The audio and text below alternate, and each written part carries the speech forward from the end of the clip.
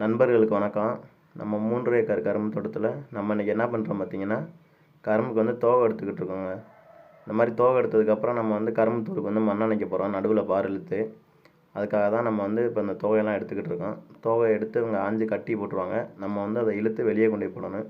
அதுதான் நமக்கு இங்கே ஒரு பெரிய வேலையை. ஒரு தடவை வெளியே இழுத்து கொண்டு போய் போட்டு வரக்குள்ள அடுத்தடுத்து சல்லுன்னு கட்டு விழுந்துருதுங்க. நம்மளே எல்லா கட்டையும் வெளியே எடுத்துக்கிட்டே தான் வந்துக்கிட்டு இருக்கோம். இந்த தோகையெல்லாம் நம்ம என்ன பண்ணுவோம் பார்த்தீங்கன்னா, நல்லா காஞ்சதுக்கப்புறம் அப்படியே தீ வச்சு எரிச்சிருவாங்க. இந்த தோகை கட்டெல்லாம் நம்ம வெளியே எடுத்தாந்து போட்டுக்கிட்டு இருக்கும்போது பக்கத்தில் ஒரு ஐயா மாடு மேய்ச்சிக்கிட்டு இருந்தாங்க.